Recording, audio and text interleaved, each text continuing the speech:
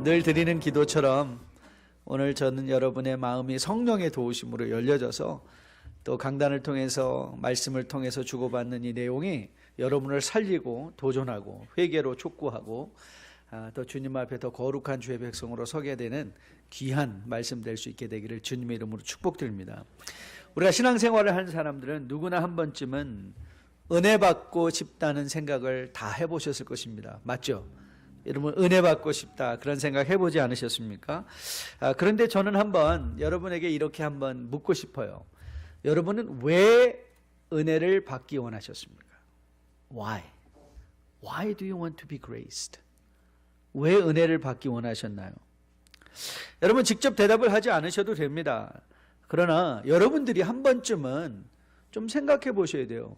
왜 나는 은혜 받기를 원하지? Why am I so eager to receive grace? 다 동의가 되지는 않지만 제가 생각하기에 아주 중요한 책이 하나 있는데 그 책은 스캇 패깃 쓴 아직도 가야 할 길이라는 한국말로 번역이 됐어요. The Road Less Traveled. Road Less Traveled. 이 아주 기가 막힌 이름이거든요. 여행은 하는데 길이 없는 거예요. 사실 우리가 살아가는 인생이 그런 것 같아요. 우리가 가기는 가는데 아무도 걸어본 길을 가는 게 아니에요. 사실은 여러분이나 저나 누구나 할 것 없이 우리는 다 우리에게 맡겨진 독특한 인생의 길을 걷는 거예요. 그래서 참 the roadless 길이 없는 길이죠. 그렇죠? 길 없는 길의 traveled. 그게 우리 인생이에요. 그래서 이 책은 스캇 패깃이라는 분은 정신과 의사서 이분은 뭐 불교 신자이기도 뭐 하고 하다가 그런데 이 책을 쓰면서 궁극적으로는 우리 인간을 마음에 다루시는 이가 하나님이라는 걸 깨닫고 사람은 결국 하나님을 믿게 된 그런 의사인 것을 우리는 알고 있어요. 이 책에서 이 스캇 패깃이 주장하는 건 뭐냐면 우리가 곧잘 무시해버리는 문제들, 우리가 삶 속에서 당면해야 되는 문제를 당면하지 않고는 우리가 정말 우리의 삶을 살아낼 수 없다는 것이에요. 그래서 우리의 삶은 끊임없는 문제와 고통의 연속이다. 이 세상에 문제와 고통이 없는 사람은 없습니다. 흔히 우리 생각하기에 저 사람 가정은 너무 평안할 것 같아 라고 생각하지만 사실 그 집에 들어가 보면 그 집의 아픔과 그 집에 고통이 있는 것을 우리는 다 알게 돼요. 그래서 인생의 현실이 이 문제와 고통인데 그 고통을 회피하지 않고 어떻게 지혜롭게 대처하는가? How do we wisely embrace pain and troubles? 그러니까 우리 고통은 자꾸 이 인생의 문제는 고통과 문제를 회피하는 것이 아니라 avoiding 하는 것이 아니라 어떻게 embrace하고 그것과 함께 끼어 살아가는가가 인생의 성공의 요건이라는 거예요.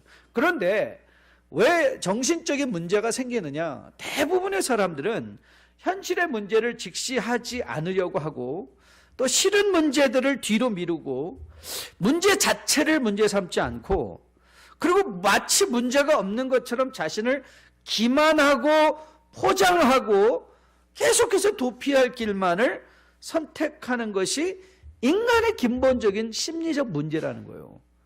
우리가 마땅히 당면할 것을 없는 것처럼 자기 자신을 기만하거나 마음을 포장하거나 도피하는 쪽으로 flight response, 도피하는 쪽으로 하기 때문에 인생의 발전과 성숙이 없다고 그는 지적해 나갑니다. 그래서 스캇 패깃은 현재에 안주하려는 경향이 우리에게 가장 강력한 장애물이고 현실을 뛰어넘으려는 노력의 부족이 게으름인데 이 게으름이 laziness is the biggest enemy of our spiritual growth. 우리의 영혼의 성장의 가장 큰 요인이 이 laziness, 게으름이라고 그는 정의를 해요. 그는 더 나가서 심지어는 What is the original sin? 원죄의 내용이 뭐냐? 원죄의 내용은 게으름이었다는 거예요. 무슨 게으름이었는가? 그는 이렇게 얘기해요. 이브가 하나님의 주신 말씀을 더 이상 생각하기를 거부했을 때 그 말씀에 헷갈림이 있었다는 거죠. 그래서 죄를 지을 수밖에 없었던 것, 궁극적으로 인간의 편에서 laziness, 이 게으름이 이 원죄에 빠지게 했다고까지도 그런 얘기를 합니다. 저는 영적인 상태에서도 이 영적 게으름이라는 것이 우리의 가장 큰 성장의 방해물이라는 것에 동의가 됩니다. 신앙생활에 저는 궁극적인 죄를 하나 끄집어내라, 그것은 무슨 헌금을 안 한다거나 뭘 안 한다는 것이 아니라 저는 영적 게으름이야말로 신앙의 가장 큰 적이기도 하고 저는 죄라고도 믿습니다. 하지만 여러분 오해하지 마십시오. 영적 게으름이란 단지 교회를 빠지고 교회 행사에 열심히 참여하지 않는 게 영적 게으름이 아닙니다. 몸이 10개라도 모자랄 정도로 교회의 모든 교회의 행사에 열심을 내고 참여한다 할지라도 영적으로 게으를 수 있습니다. 영적으로 게으를 수 있습니다. 영적 게으름이란 하나님을 생각하기를 멈추어 버린 상태입니다. 더 이상 생각을 안 하는 거예요. 여러분 이단에 빠진 사람들을 떠올려 보십시오. 신천지에 가입하면 가장 먼저 교육받는 것이 인터넷을 못하게 하는 거래요. 왜냐하면 자기 가르침을 도전할까 봐. 그래서 생각 같은 걸 하지 마. 제가 신천지 비디오를 자주 봅니다. 재밌어요. 아주 재밌어요. 어떻게 사람이 저럴까? 그런 거 참 재밌는데 신천지 목사 되면 재밌을 것 같아요. 뭐 한마디 하면 전체가 다 아멘 하고 다 합니다. 제가 정말 그 비디오를 슬로우 모션으로 천천히 보면서 누가 졸고 있나. 와, 걔 지금 우리 교회 막 지금 졸고 딴 생각하고 지금 은행 생각하고 일 생각하고 끝나면 나갈 생각하고 하는 분들 그렇죠. 와, 거기 있는 분들은 눈이 초록초록초록하고 그냥 뭐 한마디만 하면 이상한 말. 저는 아멘이 나오지 말아야 되는데도 아멘 하고 막 소리 지르고. 와, 그런데 여러분 뭐예요? 이단의 특징이 뭐예요? 네, 닥치고 믿으라는 거예요. 이단의 특징입니다. 닥치고 믿어. 무슨 뜻이죠? 생각하지 말라는 거예요. 너희 생각하지 말고 그냥 말하는 대로 따라가 이거예요. 말하는 대로 따라가. 저는 확실하게 믿기로 우리가 믿고 섬기는 하나님은 이런 하나님이 아니라고 저는 믿습니다. 만일 닥치고 따라와 라고 하실 것이라면 하나님은 절대 우리에게 자유의지를 주셨을 리가 없어요. 하나님은 우리로 하여금 닥치고 따라오는 그런 로봇처럼 우리를 만드셔서 순종하는 기계로 만드실 수 있으셨어요. 우리로 죄 짓지 않는 기계로 만드실 수 있으셨어요. 하지만 하나님은 그것이 원하는 것이 아니었어요. 하나님은 여러분과 저의 인격적인 관계를 원하세요. 인격적인 관계. 인격적으로 우리가 누군가를 사랑한다는 건요, 거절할 수 있는 의지를 뛰어넘는 게 사랑이에요. 그렇죠? 그게 사랑이에요. 그게 진심에서 우러나는 사랑이에요. 그 진심이 빠지고는 그건 사랑이라고 할 수 없는 것이죠.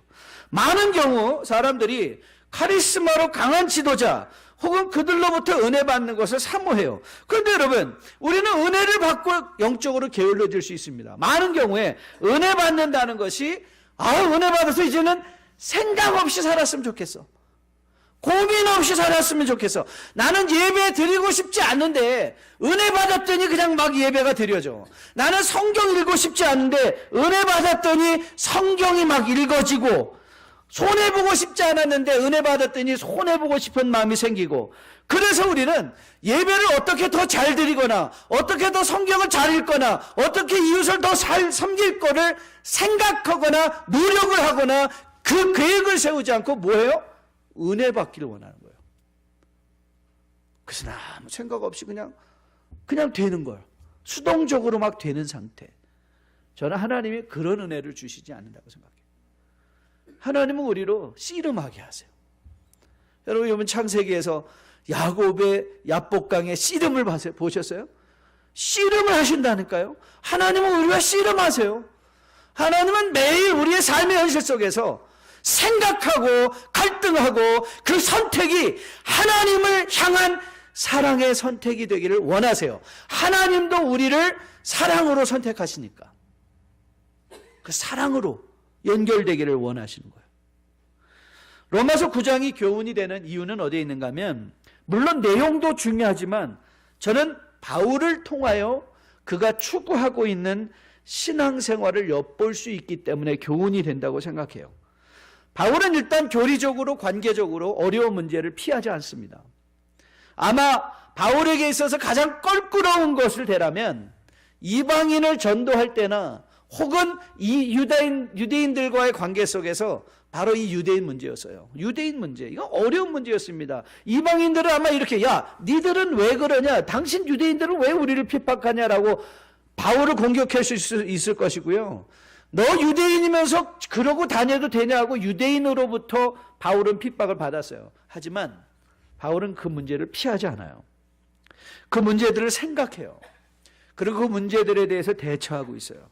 바울을 죽이지 않으면 먹지도 않겠다고 달려드는 유대인들이 있었어요. 그런데 그들이 바로 자신의 동족이라고 생각하고 그가 이렇게 말하죠. 내가 저주를 받을지라도 내 동족 유대인들이 구원받았으면 좋겠다. 그 말을 하고 있는 거예요. 문제를 당면하죠. 문제를 회피하지 않죠. 문제를 부딪혀가죠. 그는 유대인의 문제를 가지고 그래서 스스로에게 말을 걸어요. 사실 9장을 여러분들이 바울이 스스로가 자신에게 하는 독백이라고 생각하고 읽어도 재밌습니다. 자기가 자기에게 말하는 거예요. 여러분, 신앙생활은 그거예요. 자기가 자기에게 말하는 거예요. 계속해서 오늘 들은 말씀을 가지고 자기에게 말을 거는 거예요. 그리고 그가 이 말을 자기에게 걸어가면서 유대인의 문제, 이방인의 문제, 교회, 기독교인들을 향한 깊은 생각의 사고 속에 들어가죠. 바로 로마서 9장에서 우리가 절대 간과하지 말아야 될 교훈이 바울이 어떻게 스스로 생각하며 이 어려운 관계적, 교리적 문제들을 회피하지 않고 대면해 나가고 있는가. 바로 이것이 중요한 저는 교훈이라고 생각합니다. 저는 여러분과 저가 매일의 삶의 현장에서 바울을 교훈 삼아 저는 여러분들이 하나님을 생각하고 믿음을 생각하고 하나님과의 인격적 관계를 사랑으로 누릴 수 있는 여러분 되시기를 주님의 이름으로 축복드립니다. 어려운 문제를 회피하지 마시고 그 문제들을 보듬어 안고 하나님은 왜 이 문제를 나에게 주셨는가를 한번 깊이 생각하며 스스로에게 말씀으로 질문을 던져보고 그 질문에 따라 하나님이 원하시고 기뻐하시고 선하신 뜻을 늘 선택하며 나갈 수 있는 또 여러분과 저 될 수 있게 되기를 주님의 이름으로 축복드립니다. 그래서 바울이 구원받은 이후의 삶을 설명하면서 골로새서에서 바울이 이렇게 얘기를 합니다. 골로새서 3장 말씀인데요. 그러므로 너희가 그리스도와 함께 다시 살리심을 받았으면 위의 것을 찾으라. 거기는 그리스도께서 하나님의 우편에 앉아 계시느니라. 위의 것을 생각하고 땅의 것을 생각하지 말라. 이는 너희가 죽었고 너희 생명이 그리스도와 함께 하나님 안에 감추어졌습니다. 여러분, 우리 거듭난 주의 백성을 특징 짓는 가장 중요한 요소가 뭔지 아십니까? 위의 것을 생각한다는 거예요. 그리고 땅의 것을 생각하지 않는 거예요. 그러면 여러분 질문을 던져보세요. 나는 일주일에 168시간 중에 위의 것을 생각하는 시간이 얼마나 되나? 나는 늘 어떤 고민과 어떤 갈등 속에서 오늘 하루를 살아가는가? 이 말은요, 24시간 교회 와서 보내라는 건 아닌 것 이미 알고 계시죠, 여러분? 여러분의 주어진 삶의 현장, 그 사업의 현장에서 위의 것을 생각하라는 거예요. 하나님이 왜 이 직장을 내게 주셨는가? 하나님이 왜 이 가정을, 왜 이 교회를, 왜 이런 사업을 나게 주셨는가를 생각하는 게 위의 것을 생각하는 거예요. 그럼 위의 것을 생각하면 땅에서 하는 일에 손에 하는 일이 결정이 나요. 우리의 문제는 위의 것은 위에다 놔놓고 땅의 것은 땅에 있는 것처럼 행동하는 거예요. 그래서 철저하게 땅의 사람처럼 세상에서는 일하고 교회에 오면 뭔가 하늘에 속한 사람과 같이 되어버리는 그런 어리석은 이원론적인 신앙생활에 빠지게 되기가 십상인 것이죠. 오늘 바울은 본문에서 유대인과 관련된 두 가지 문제를 제시하고 있습니다. 이 두 가지 문제를 제시해요. 먼저는 양자됨과 영광의 언약들과 율법을 세우신 것과 예배의 약속들이 있을 뿐만 아니라 예수 그리스도가 그 유대인의 족보에 따라 오시기까지 하셨는데도 불구하고 왜 그들은 믿음이 없을까? 왜 그들은 예수를 거절했을까? 예수를 거절했을까? 그러면 그들을 향한 하나님의 언약이 폐하여진 것인가? 이렇게 묻는 거예요. 하나님이 원래는 유대인들에게 언약을 세워주셨는데 요것들 보니까 싹수가 노랗군, 이제 잘라버리고 필요 없으니까 내쳐버리자라고 하신 것인가? 그런데 바울은 스스로 답하죠. 6절이죠. 그러나 하나님의 말씀이 뭐다? 폐하여진 것 같지 않다. 그랬어요. 하나님의 말씀이 폐하여진 것 같지 않다. 자, 일단 바울은 결론을 내렸습니다. 아니다, 그건 하나님의 말씀이 폐하여진 게 아니다. 그리고 6절 후반부입니다. 자, 6절 후반부부터 한번 같이 읽어보도록 하겠습니다. 6절 후반부 같이 읽을게요. 시작. 이스라엘에게서 난 그들이 다 이스라엘이 아니요. 7절 8절입니다. 또한 아브라함의 씨가 다 그의 자녀가 아니라 오직 이삭으로부터 난 자라야 내 씨라 불리리라 하셨으니 곧 육신의 자녀가 하나님의 자녀가 아니요 오직 약속의 자녀가 씨로 여기심을 받느니라. 자, 이 말씀이 왜 중요하냐면 바울은 물론 계시를 통한 것이라고 저는 믿어요. 바울이 하나님으로부터 성령의 감동하심으로 하나님의 말씀 되신 바 이 계시를 받고 우리에게 나누고 있는데, 오늘 바울이 다루려는 것은 하나님께서 의도하셨던 이스라엘이 누구인가라는 거예요. 하나님께서 의도하신 이스라엘이 누구인가? 그렇게 많은 영적인 강점을 가지고도 예수님을 믿지 못하였던 유대인의 불신의 문제는 하나님의 약속의 문제가 아니라 이스라엘에 대한 이해의 문제라는 거예요. 좀 어렵죠? 어려우신가요? 목사님 이 정도는 공원 반응을 해주시면, 만약에 그런 생각이 드셨으면 꼭 신학교로 한번 꿈꾸고 해보시기를 바랍니다. 다시 한번 잘 설명해 볼까요? 오늘 바울이 이 문제를 통해서 제시하는 것은 뭐냐면 하나님의 언약의 문제가 있는 것이 아니라 우리가 이스라엘을 이해하는 데 문제가 있다는 거예요. 그러니까 관점이 굉장히 다른 거예요. 문제의 관점이. 자, 바울은 계속해서 말하고 있습니다. 자, 9절부터 다시 한번 볼게요. 9절부터 12절, 13절까지 같이 한번 읽습니다. 같이 읽을게요. 시작.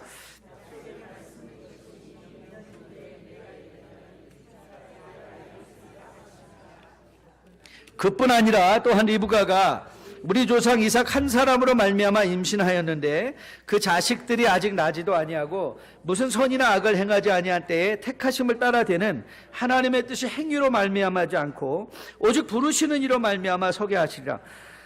리브가에게 이르시되 큰 자가 어린 자를 삼기를 하셨으니 기록된 바 내가 야곱을 사랑하고 에서는 미워하였다 함과 같으니라. 자, 바울이 아브라함의 아들 이삭을 언급하고 이삭이 약속의 자녀였음을 얘기하고 있죠. 그렇죠? 이삭에겐 두 자식이 있었는데 이삭이 있었고 이스마엘이 있었잖아요. 근데 이삭은 약속의 자녀라고 해요. 그래서 8절이죠. 곧 육신의 자녀가 하나님의 자녀가 아니요 오직 약속의 자녀가 씨로 여기심을 받았다라고 말하고, 또한 이 에서와 야곱을 비교하는 가운데 하나님께서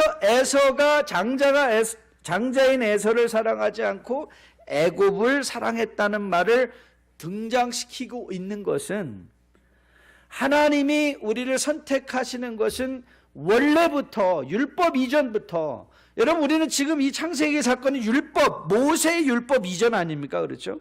율법 이전부터 이것은 하나님의 선택에 관한 일이지, 내가 장자기 때문에, 내가 이스라엘이라는 민족이기 때문이라는 조건 때문이 아니라는 거예요. 여기까지 이해가 되시나요? 조건이 아니라 하나님의 택하심이라는 거예요. 다시 택한 말씀. 즉 다시 말하면 하나님께서 창조 때부터 의도하신 바 이스라엘은 누구인가? 그것은 이스라엘에서 태어난 인종적 이스라엘을 의미하는 것이 아니라 그리스도 예수를 믿어 거듭난 영적인 택함받은 이스라엘을 의도하고 계셨다는 거예요. 그게 바울이 하고 싶은 말이에요. 이 택함을 받은 이스라엘이 진정한 이스라엘이다. 그 택함을 받은 자들이 누구예요? 그리스도를 통하여 거듭난 주의 백성들이야말로 진정한 영적 이스라엘이기에 주님께서 이스라엘에게 주셨던 바 그 모든 약속들은 결단코 파기될 수 없는 것이다. 그 약속이 어디에서 이제 이루어지는 거예요? 그리스도인들 안에서 그 약속이 이루어질 것이라는 사실이죠. 자, 이 부분에서 여러분이 한번 다시 생각해 볼 중요한 성경을 보는 눈입니다. 이건 아주 중요한 개념이니까 여러분이 꼭 잊지 않으셨으면 좋겠어요. 성경을 그냥 막 읽는다고 읽는 게 아니라 성경을 시간대별로 이해하는 게 굉장히 중요합니다. 자, 이 성경의 사건들은 대부분의 역사적 기록이잖아요. 그렇죠? 그 역사적 기록에는 세 가지 다른 시간대가 존재하고 있습니다. 예를 들면 이런 시간대예요. 먼저 사건이 일어난 그 시간이에요. 그렇죠? 사건이 일어난 그 시간. 그래서 예를 들면 여러분에게 아주 쉽게 그 예를 들겠습니다. 만약에 다윗이 골리앗랑 맞서 싸우는 장면을 한번 떠올려 보세요. 그렇죠? 자, 그러면 그 시간은 다윗이 골리앗을 맞이하러 나가는 그 시간이 있잖아요. 그렇죠? 그런데 그 시간에 여러분 누군가가 우리 한국에는 역사, 우리 이 실록이라는 역사가 있잖아요. 그래서 보면은 늘 왕을 따라다니면서 왕의 행적을 적는 사람이 있다고 해요. 근데 여러분 성경이 그렇게 기록됐나요? 다윗과 골리앗이 막 이제 싸우려는 찰나에 거기서 성경을 막 기록하는 거예요. 지금 다윗이 물 5개를 막 이러고 있었나요? 아니에요. 그 다윗에 관한 말들이 전해지면서 그 역사를 누군가가 나중에 기록한 사람이죠. 이해가 되시나요? 그러니까 누구의 시간이 있는 거예요? 기록자의 시간이 있는 거예요. 기록자의 시간. The recorder's time.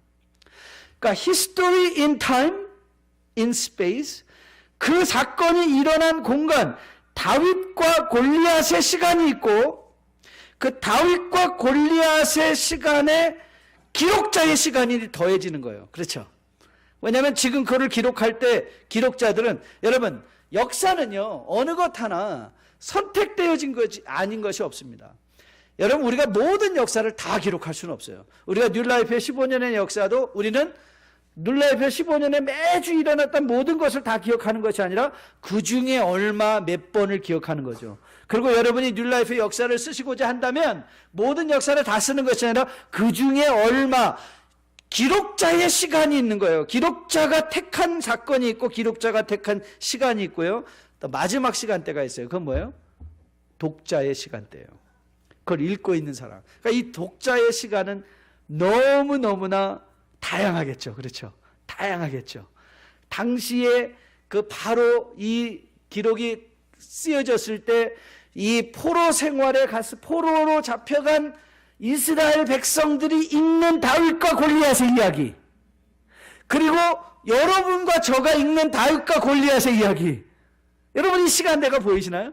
그런데 만일 우리가 성경을 읽으면서 다윗과 이야기할 수 있다면 다윗이 사울이 다윗에게 군장을 줬잖아요. 그러니까 군장을 막 입고 혹이라도 다윗이 막 나가려고 그러면 다윗 그거 입으면 안 돼. 너는 돌 던지는 게 최고야 라고 말할 수 있어요? 없어요? 있죠. 왜요? 우리는 다윗의 미래를 알고 있으니까.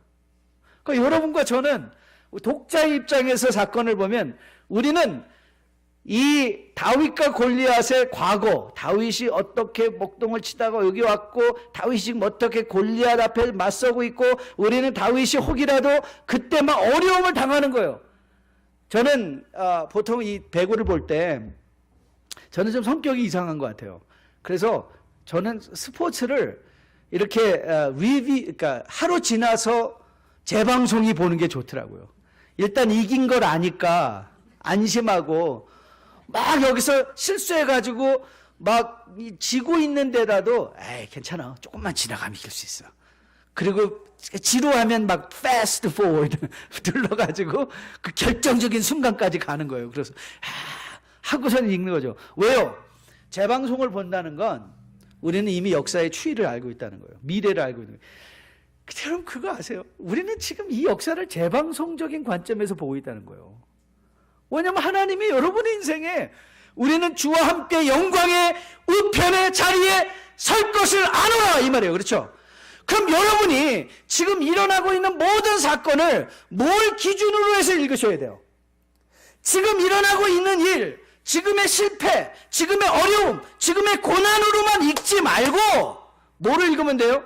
그리스도와 함께 영광의 부활의 우편에 서실 때를 돌아보며 읽으면 오늘 일어나고 있는 일들이 이해가 되지 않나요? 오늘 일어나고 있는 일이 이해가 될 수 있는 것이죠. 자, 보세요. 오늘 이 바울이 이렇게 접근할 수 있는 이유는 바울은 우리를 이렇게 도전하는 거예요. 여러분, 성경을 우리가 단 구약과 신약과 계시록을 단 한마디로 요약할 수 있다고 그랬죠. 구약의 전체 주제가 뭐라고 그랬죠? 오실 예수. 신약의 전체 주제가 뭐예요? 오신 예수. 그리고 계시록의 주제가 뭐예요? 다시 오실 예수. 그러니까 성경을 꿰뚫는 메타 내러티브. 성경을 이어가는 큰 줄거리의 이야기는 뭐예요? 예수 이야기예요. 예수 이야기. 그런데 여러분 보세요.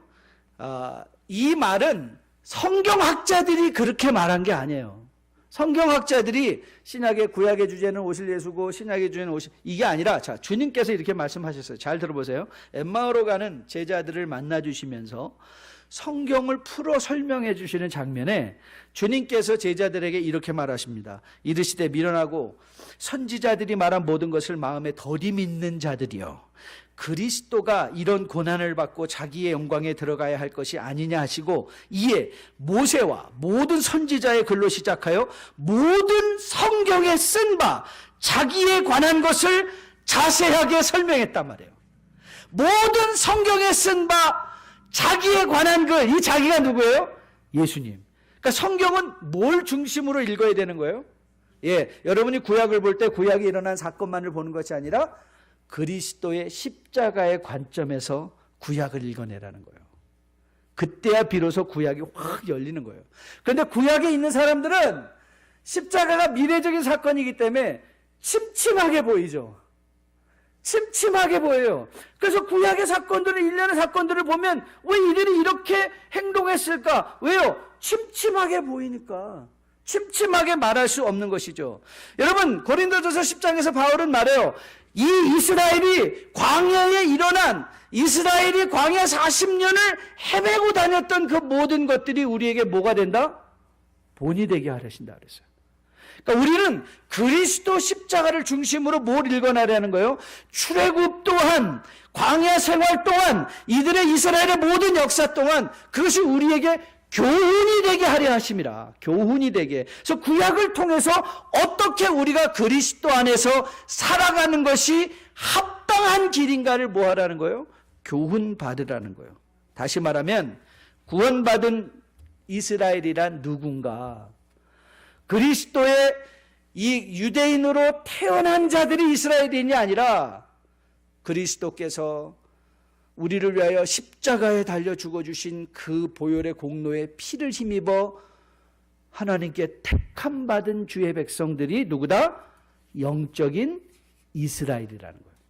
그래서 오늘 한간에 어떤 분들은 아직도 뭐 이스라엘에 무슨 일이 일어나고 뭐 그런데 관심을 많이 갖는 분들이 계세요. 그런데 여러분 관심 가질 필요 없어요. 지금 이스라엘에 어떤 일이 일어나고 있는가? 그 여러분 관심 가지실 필요 없어요. 왜요? 이스라엘은 누구니까? 나니까. 우리 가운데 지금 일어나고 있는 일이 다 이스라엘 가운데 일어난 일이거든요. 그러니까 여러분 놀라실 필요 없고 우리가 지금 당면한 삶을 하나님의 은혜 가운데 어떻게 살아낼 것인가? 이 사실, 즉 택함 받은 자들이 주의 백성인 것이라는 거예요. 그런데 바울이 이 말을 딱 해놓고서는 또 이런 질문이 딱 든 거예요. 자기 안에. 자, 14절 말씀인데요. 자, 14절을 같이 한번 읽어볼게요. 같이 읽습니다. 시작. 그런즉 우리가 무슨 말 하리요? 하나님께 불의가 있느냐? 그럴 수 없다 이렇게 말해요. 자, 이 문맥의 차이가 보이네요. 자, 이스라엘의 이스라엘은 영적 이스라엘, 하나님의 택하심에 따라 은혜를 입은 자들이 영적인 이스라엘이다. 그러면서 이제 바울이 그걸 생각해 보니까 이런 질문이 생각난 거예요. 그러면 하나님이 에서를 버리고 야곱을 택한 것, 그리고 아니 하나님이 그러면 바로를 그렇게 안악하게 하신 것, 아니 그게 불의한 것 아니냐. 아니 아무 자격이 없음에도 불구하고 야곱이 선택되었다면 그건 불공평하지 않느냐. 같은 논리로 하나님께서 이미 바로의 마음을 강팍하게 하셨다면 도대체 바로가 무슨 책임을 져야 하는가. 그가 책임을 져야 할 아무런 이유가 없다면, 아니 욕을 먹으면 하나님이 욕을 먹으셔야지 왜 바로가 욕을 먹는가. 이 질문이 나온 거예요. 그래서 하나님께 불의가 있느냐라고 묻는 거예요. 자, 그러면 15절부터 우리 18절까지 한번 같이 한 목소리로 같이 읽어보도록 하겠습니다. 같이 읽습니다. 시작. 긍휼히 여기고 불쌍히 여길 자를 불쌍히 여기래 하셨으니 그런즉 원하는 자로 말미암도 아니요 다른 박질하는 자도 아니요 오직 긍휼히 여기는 하나님으로 말미암음이라. 성경이 바로에게 이르시되 내가 이 일을 위하여 너를 세웠으니 곧 너로 말미암아 내 능력을 보이고 내 이름이 온 땅에 전파되게 하려 함이라 하셨으니 그런즉 하나님께서 하시고자 하시는 자의 긍휼을 여기시고 하고자 하시는 자를 완악하게 하신다.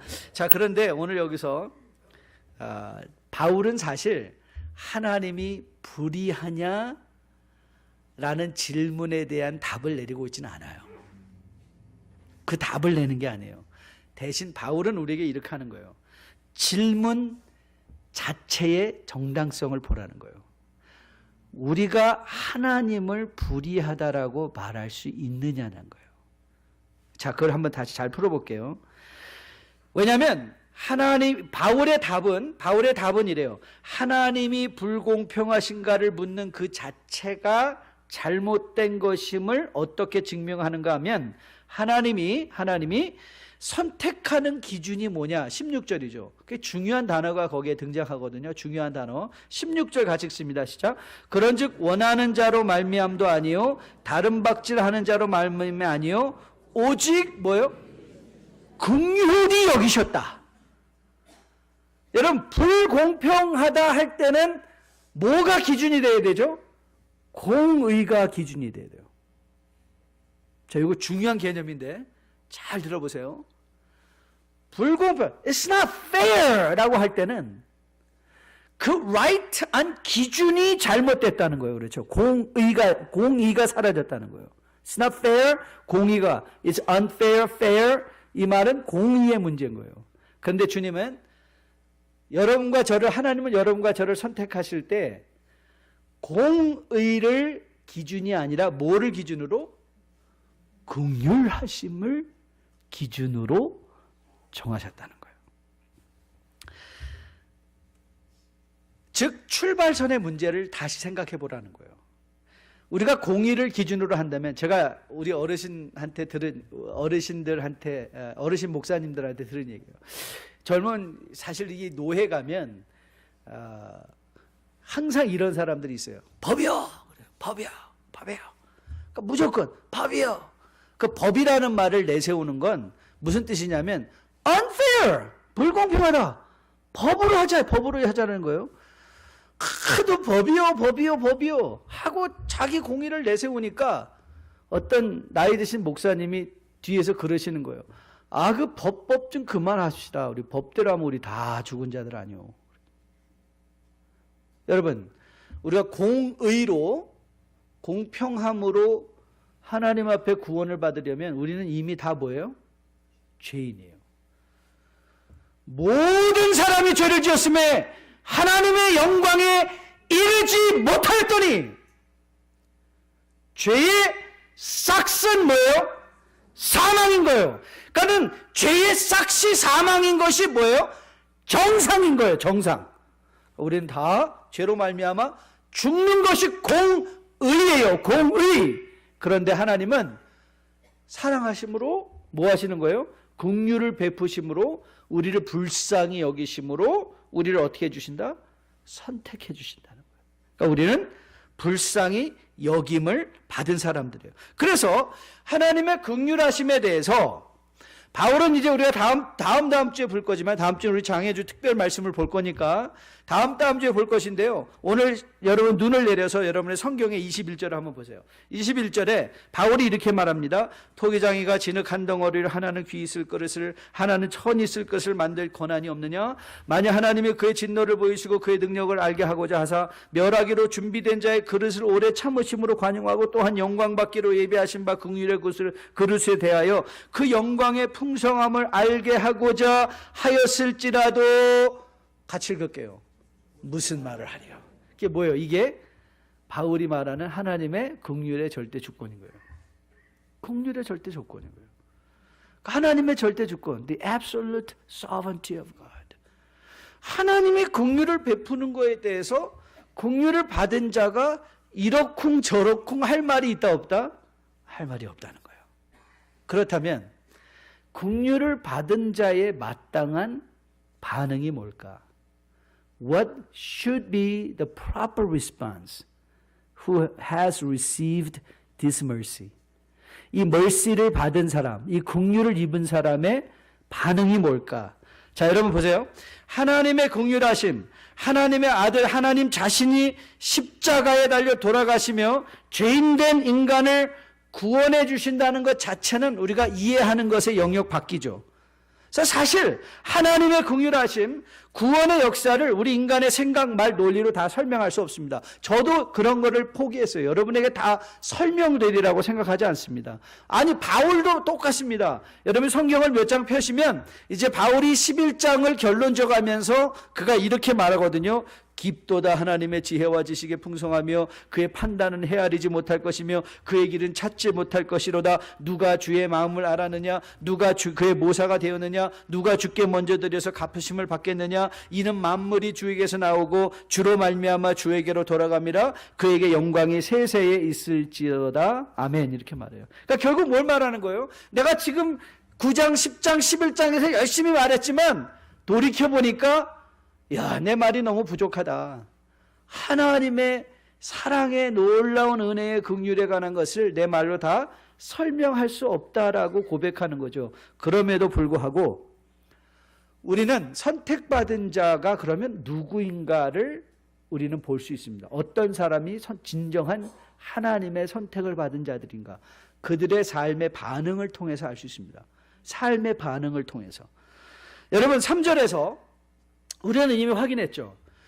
바울이 하나님의 택함을 받은 주의 종인 것을 알고 있다면 우리는 바울의 이런 모습을 눈여겨봐야 됩니다. 3절 말씀을 보았더니 나의 형제 곧 골육의 친척을 위하여 내 자신이 저주를 받아 그리스도에게 끊어질지라도 원하는 바다. 자, 예수님을 십자가에 못 박은 유대인, 교회를 핍박하는 유대인, 자신을 끊임없이 해하고자 죽이고자 하는 그들을 향하여 바울은 앙심을 품고 내가 너에게 반드시 복수할 것이다 라고 얘기하지 않습니다. 아니, 그들을 위하여 오히려 자기가 저주를 받을지라도 나는 그들이 구원되기를 원한다라고 말하고 있는 거예요. 어떻게 이런 일이 가능할까요? How is this possible? 어떻게 자신을 죽이고 자신을 해하고자 하고 자신이 세우려는 것을 부수려는 사람들에게 오히려 그들이 구원받기를 원하고 그들이 하나님의 사랑을 입었으면 좋겠다라는 이런 마음을 가질 수 있을까요? 간단합니다. 바울이 디모데 전서 1장에서 이렇게 자신과 관련되어 고백을 했어요. 밑보다 모든 사람이 받을 만한 이 말이요, 그리스도 예수께서 죄인을 구원하시려고 세상에 임하셨다 하였도다. 죄인 중에 내가 괴수다 말이에요. 죄인 중에 내가 괴수다. 여러분, 자기가 죄인 중에 괴수인 것을 알았는데 하나님의 은혜가 그걸 깨닫게 했어요. 하나님의 은혜가 그걸 깨닫게 하였더니 야, 나 같은 죄인 중에 괴수도 하나님이 은혜로 나를 구원해 주시는구나. 그 하나님의 은혜에 감사함을 아는 사람들은 뭘 하게 되죠? 자기를 핍박하는 자들에게 하나님 그들에게도 은혜를 베풀어 주세요. 이 말을 할 수 있단 말이에요. 이 말을 할 수 있다는 거예요. 구원을 받은 감사, 이 긍휼을 입은 자들은 결단코 이웃을 향하여 이 긍휼을 숨길 수가 없습니다. 그 이웃이 비록 우리를 해하고자 하는 자라 할지라도 바울이 그 마음에 품고 있었던 것처럼 그들을 위하여 내가 저주를 받을 마음을 갖게 되는 것입니다. 왜요? 긍휼을 받았기 때문에. 내가 어떤 상태에서 하나님의 은혜를 받아 택함받은 영적 이스라엘이 된 것을 안 사람들은 하나님 앞에 결단코, 사람들 앞에 결단코 교만해질 수 없는 것이죠. 하지만 죄인을 향한 이 긍휼함은 바울의 전유물이 아닙니다. 여러분, 최근 묵상을 마친 사도행전 7장의 스데반을 한번 떠올려 보십시오.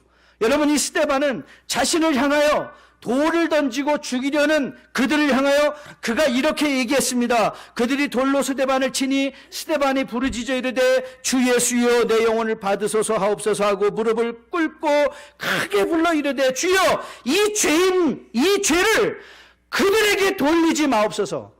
여러분, 스데반이 이렇게 말할 수 있었던 이유가 어딨나요? 지금 돌이 막 날라오고 있어요. 근데 하나님 저들을 용서해 달라고 구원의 기도를 드리고 있어요. 왜요? 내가 어디서 구원받았는지를 알았기 때문에 나는 저 사람과 조금도 다르지 않다는 거예요. 그러니 그들을 향하여 정죄하지 않죠. 지적하지 않죠. 너 그것밖에 안 되냐? 너 나한테 돌 던지고 무사할 줄 아냐? 이 말하지 않습니다. 아니, 그러나 바울이나 스데반이나 다 성경에 등장하는 인물 아닙니까? 여러분, 역사 속에서 순교한 모든 사람의 공통점으로 나오는 것이 바로 이 은혜 입은 자의 합당한 반응입니다. 이웃을 긍휼로 대하는 것이죠. 한국에서 가장 먼저 순교한 토마스 선교사님에 관한 기록에 등장하는 말입니다. 이 토마스의 죽음을 목격했던 증인이 이렇게 기록을 했습니다. 내가 서양 사람을 여러 죽였는데 그 가운데 한 사람은 지금 생각해도 이상한 점이 있다. 내가 그를 죽이려 하자 그는 두 손을 마주 잡고 무슨 말을 한 후 기도한 것이겠죠. 붉은 천이 덮인 책을 가지고 웃으면서 내게 받으라고 권했다. 내가 그를 죽이기는 했지만 이 책은 받지 않을 수가 없어서 받아왔다. 이 병사가 누군지 아십니까? 이 책을 받은 병사가 누군지 아세요? 박춘권이라는 사람이었고요. 이 박춘권이라는 사람이 받은 것은 성경책이었고요. 이후 박춘권은 평양 안주교의 장로님이 되셔서 첫 번째 순교자의 이야기를 전하며 전도자의 삶을 살았어요. 전도자의 삶을 살았어요. 어떻게 이게 가능할까요? 자신을 죽이는 자에게 웃으면서 그를 손을 잡아줄 수 있는 이유가 어디 있는가요? 네, 내가 너보다 옳지 않다라는 것을 아는 자예요. 나 또한 하나님이 내가 뭐 다른 사람보다 조금 나서 내가 구원받은 것이 아니라 여러분이나 저나 세상에 있는 사람들보다 뭔가 좀 더 낫기 때문이 아니라 무슨 믿음에 열심히 있기 때문이 아니라 하나님이 여러분과 저를 긍휼히 여겨주셔서. 그래서 우리가 전할 것은 한 가지입니다. 이 하나님은 긍휼하십니다. This is a merciful God. To meet Him. 이 긍휼하신 하나님을 만나보십시오. 여러분, 사랑의 원자탄 손양한 목사님을 기억하십니까? 자기 장대 같은 그 전도가 양양한 두 아들을 죽인 그 살인마를 자신의 양아들로 삼고 그의 장례식장에서 비통한 말이 아니라 오히려 그들로 하여금 감사의 기도 제목을 내세웠던 손양한 목사님을 기억하십니까? 어떻게 이런 일이 가능하냐고요? 내가 어느 자리에서 하나님의 은혜를 받은 것을 알기에 그 은혜를 이웃들에게 보일 수밖에 없는 것이죠. 금방 논문을 준비하면서 깨달은 사실입니다. 한국교회 실정을 보면요, 사실 이민교회도 크게 이런 상황에서 다르지 않습니다. 전체 교회의 10%만이 300명 이상 모이는 교회래요. 그러니까 우리 교회를 한국에 갖다 놔도 우리는 벌써 상위 10%에 들어가는 교회예요. 그중에 1000명이 되는 교회는 3%밖에 되지 않는다고 합니다. 그러니까 대부분은 100명 이하, 아니 50명도 안 되는 성도님들과 어렵게 목회를 하고 있는 분들이 대부분이에요. 어떤 대형교회 목사님과 얘기를 나누는데 그 교회가 현재 보유하고 있는 현금이 그냥 cash sitting around, 그게 350억이 돼요. 그런데 성도들이 아주 이상하대요. 350억에서 10억이 빠지면 얼마죠? 340억이에요. 그러니까는 340억이 되면요, 야, 우리 교회 지금 망하고 있다. 그렇게 생각을 한대요. 그래서 그 350억을 채워야 된대요. 그 350억 계속 늘어나야 교회가 성장한다고 생각한다는 거예요. 그래서 저는 와, 그 50억만 가지고 그 교회 개척센터 하나 만들면 앞으로 20년 동안 정말 건강한 교회가 세워지겠네. 50억만 가지고. 그러니까 $5 million 정도 가지고 교회 개척센터를 만들면 얼마나 좋을까? 그런 생각을 한번 해봤거든요. 근데 no way. 350억에서 10억 빠지면 큰일 난 줄 안다는 거예요. 그러면서 자기 몸집을 불리키기에 끊임없이 자기 추구, 감사가 변한 것이죠. 감사가 사라진 거예요. 우리가 이 자리까지 와 있는 거가 하나님의 은혜라는 거를 잊어버리니까 내가 뭐 된 것 같고 어깨에 힘주고 만나는 사람마다 충고하려고 하고 그저 내가 위에 있는 것처럼 생각돼서 그저 가르치려고 하고, 그게 아니라 하나님의 긍휼의 은혜를 배우는 자는 끊임없이 낮아져서 그들의 발을 닦아주려 하고 섬기려 하고. 저는 예수님 믿고 참 많이 변한 것 같아요. 근데 돌이켜보면 그 변화는 급진적으로 이루어지지는 않았습니다. 저는 예수님을 믿고 나서도 늘 그랬던 것처럼 저는 늘 냉소적이었던 것 같아요. I was a very cynical person. I was very full of inferior complex. 열등감에도 빠져 있었고요. 그러다 보니까 남의 성공을 고운 눈으로 보지 못하고 저는 항상 그런 생각을 가졌던 것 같아요. 나는 더 나은 삶을 살아야 되는데 왜 이 자리에 있느냐. 이 빅팀 멘탈리티가 항상 있었던 것 같아요. 나는 더 큰 교회를 섬겨야 되는데, 아니면 제가 예수님 믿고도 제가 예수님한테 선포를 했거든요. 하나님, 저를 세계적인 종으로 사용해 주세요. 그런데 지금 코로라도 이 시골에 와야 그런데 시간이 흐르면서 제가 깨닫게 된 게 있어요. 제가 깨닫게 된 건 이거예요. 내가 잘 돼야 될 이유가 아무것도 없어요. 제가 남보다 잘 살아야 될 이유가 없어요. 내가 축복받아야 될 아무런 자격이 없는 사람인 것을 하나님은 깨닫게 해주세요. 그리고 내가 이 자리에 있는 것, 내가 오늘도 숨 쉬는 것, 내가 오늘도 섬길 수 있는 교회가 있는 것, 내가 오늘 참아내고 견뎌내야 되는 가족이 있는 것, 그리고 내가 오늘도 열심히 와서 기도하며 섬길 교회가 있는 것, 이게 하나님의 축복인 거예요. 이것이 하나님이 나에게 주신 선물인 거예요. 물론 맞습니다. 저는 아직 변해야 될 부분 많이 있습니다. 하지만 하나님이 이런 은혜를 깨닫게 해준 것이 너무 감사해요. 내가 어떤 자리에 있었는데 지금 어느 자리에 있었는가. 바울이 내가 죄인 중에 괴수다. 저도 맞습니다. 죄인 중에 괴수입니다. 죄인 중에 괴수되었던 제가 오늘 이 자리에 이 강대상에서 하나님의 말씀을 강론할 수 있는 것은 나의 잘남이 아니라 하나님의 십자가의 은혜요. 그 십자가의 은혜가 나를 오늘도 이 자리에 서게 하는 힘인 것을 여러분 앞에서 고백합니다. 그래서 이것이 바울이 깨닫고 있었던 복음의 내용이었습니다. 긍휼을 받은 자가 그래서 자신을 죽이려는 동족을 향해서도 애끓는 마음으로 내가 저주를 받을지라도 그들이 구원받기를 원하노라 소원할 수 있던 이 믿음의 여유, 이 믿음의 자유. 여러분이 누군가를 바라보는 눈의 조급함을 좀 내려놓으시기 시작하고 은혜의 눈으로 그를 바라보기 시작하면 삶이 여유로워집니다. 그런데 그들을 바라보는 눈에 뭔가 기대감을 가지면 인상이 써지고 눈이 찌푸려지고 불만이 일어나기 시작하고 그것밖에 못 되냐는 율법주의적인 판단하는 자세가 생길 것입니다. 저는 여러분과 저가 복음으로 다시 한번 거듭나 세워졌기에 우리를 긍휼하심으로 구원해 주신 하나님의 은혜를 다시 한번 기억하며 그 은혜가 여러분들의 삶을 주장하여서 매일의 삶 가운데 오늘도 여러분의 직장에서 가정에서 교회 안에서 만날 그 모든 사람들을 은혜로 대하며 하나님의 아름다운 공동체를 세워갈 수 있는 여러분과 저 될 수 있게 되기를 주님의 이름으로 축복드립니다. 다 함께 나눠서 찬양하려고 하는데요. 내 주여 뜻대로 행하시옵소서. 온몸과 영혼을 다 주께 드리니. 맞습니다. 우리가 매일매일 생각할 건 우리를 향한 하나님의 뜻입니다. 하나님이 우리에게 뭐라고 말씀하셨어? 야, 내가 구원받은 건 내가 너에게 은혜를 베푼 거야. 내가 너를 사랑한 거야.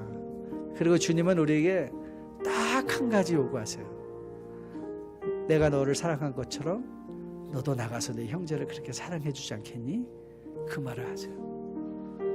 이게 영적 이스라엘들의 맡겨진 책임이에요. 우리가 이 땅에 있는 동안 해야 할 일이에요. 이웃들에게 그리스도의 복음을 전하고 그리스도의 사랑을 전하고 긍휼을 베풀어 주는 것. 그런 자리에 우리가 설 수 있으면 참 좋겠습니다.